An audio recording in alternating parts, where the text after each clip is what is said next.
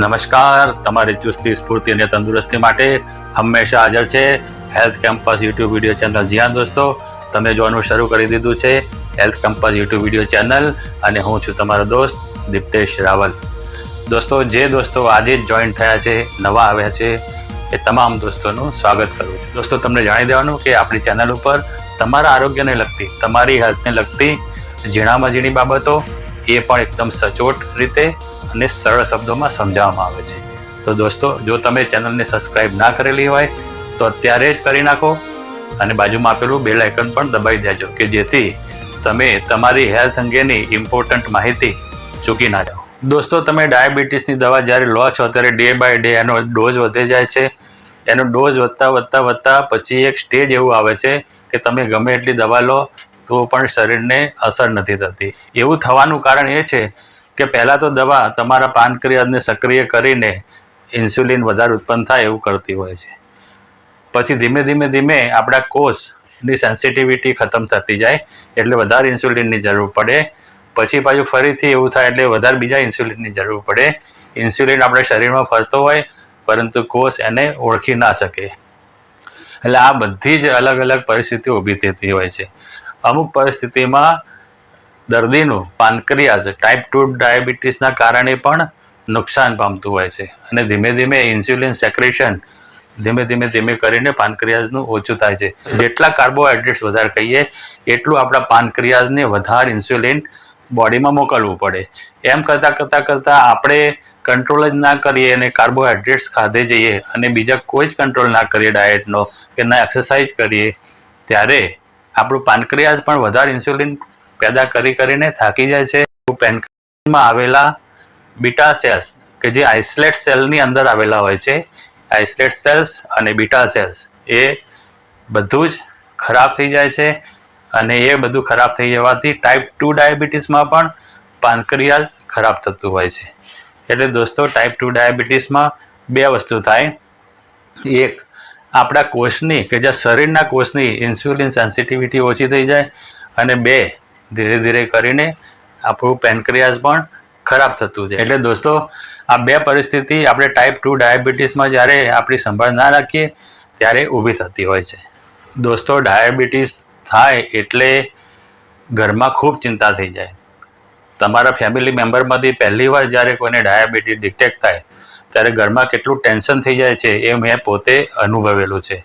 એટલે દોસ્તો, ડાયાબિટીસ એક એવો ભયંકર રોગ છે જે એની પાછળ બીજા રોગ લઈને આવે છે. ડાયાબિટીસ થાય એની પાછળ પછી હાર્ટ, બ્રેન, આંખો અને પગ એ બધું જ પાછળ ઘસાય અને એની બીમારીઓ આવે. એટલે દોસ્તો, આ ડાયાબિટીસને નાથવા માટે આપણે અને આપણા વૈજ્ઞાનિકો ખૂબ પ્રયત્ન કરતા હોય છે. આખી દુનિયામાં એનું રિસર્ચ ચાલતું હોય છે.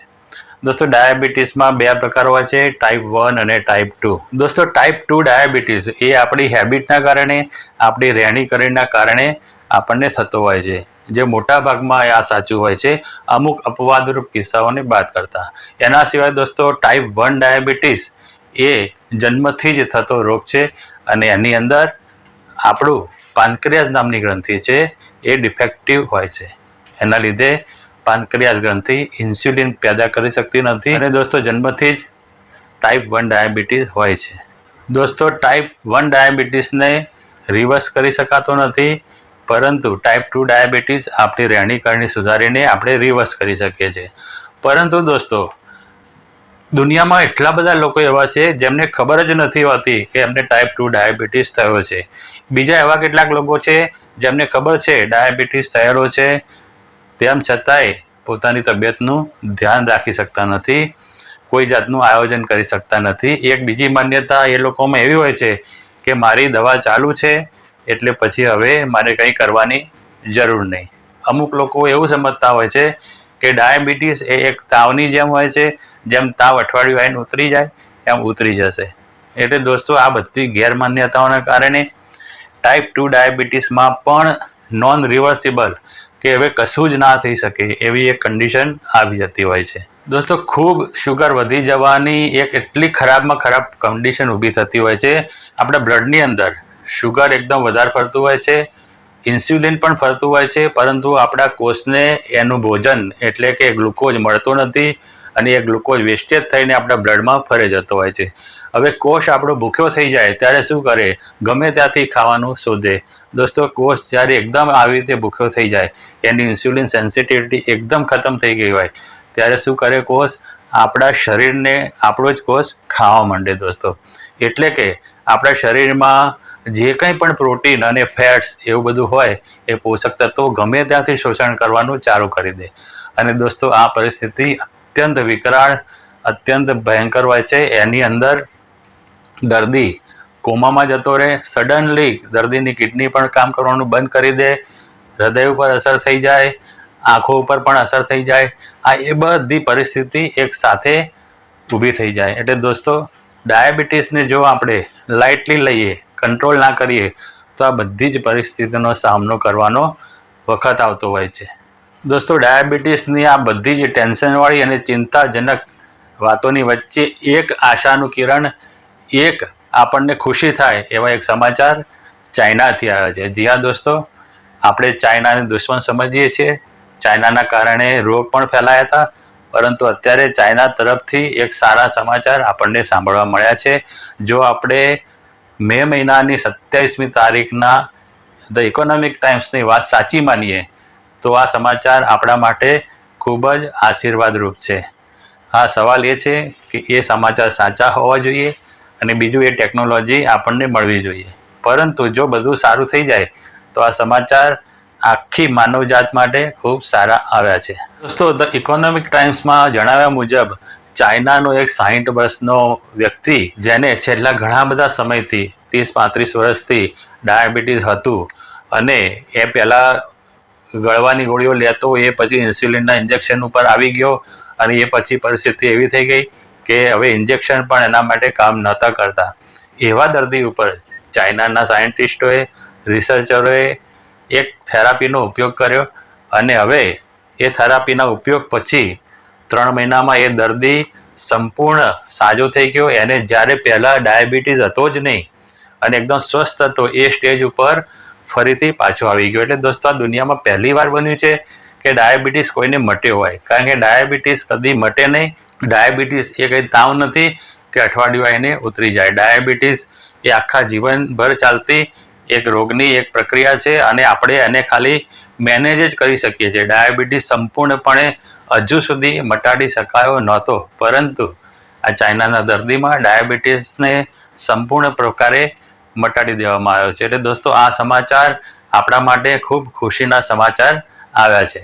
દોસ્તો, જો આપણે ઇકોનોમિક્સ ટાઈમ્સનું સાચું માનીએ તો ચાઇનીઝ રિસર્ચરો, ચાઇનીઝ વૈજ્ઞાનિકોએ આ વ્યક્તિ ઉપર સેલ થેરાપીનો પ્રયોગ કર્યો છે. દોસ્તો, સેલ થેરાપી એ રીજનરેટિવ મેડિસિનનો એક ભાગ છે અને એની અંદર વ્યક્તિમાંથી સેલનું સેમ્પલ લેવામાં આવે છે. આપણા શરીરમાંથી આપણા કોષ લેવામાં આવે છે અને કોષને લેબોરેટરીમાં ડેવલપ કરવામાં આવે છે. આપણી બોડીની એક સિસ્ટમ હોય છે. બોડી પોતે રીજનરેટિવ હોય છે, રીપ્રોડક્ટિવ હોય છે. આપણા સેલ પણ અત્યારે પણ આપણા જે કોષ ઘસાય છે ત્યારે એ કોષનું નવસર્જન થઈને નવો કોષ બેસી જતો હોય છે. એટલે દોસ્તો, આ આપણી બોડીનો, આપણા ટિશ્યુનો એક ગુણધર્મ હોય છે કે એ જાતે રીજનરેટ થાય, જાતે પોતાની જાતને બનાવે.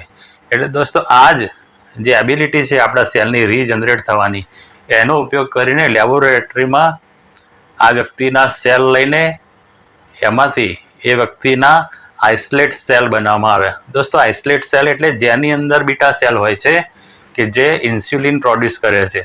એટલે આઇસોલેટ સેલ પ્રોડ્યુસ કરવામાં આવ્યા અને એને એ વ્યક્તિના પેનક્રિયાઝમાં બેસાડવામાં આવ્યા, લગાવવામાં આવ્યા. અને આ રીતે દોસ્તો વ્યક્તિની ટ્રીટમેન્ટ કરવામાં આવી અને દોસ્તો એ વ્યક્તિ 3 મહિના પછી એકદમ સાજો થઈ ગયો. 3 મહિના સુધી એને ફોલોઅપ ટ્રીટમેન્ટ લીધી, અમુક દવાઓ લીધી. ડાયાબિટીસ એ વખતે થોડું ઘણું હતું, એના માટે પણ ડાયાબિટીસની ટેબ્લેટ પણ લીધી, પરંતુ હવે કોઈ દવાની એને જરૂર નથી અને એકદમ સાજો થઈ ગયો છે.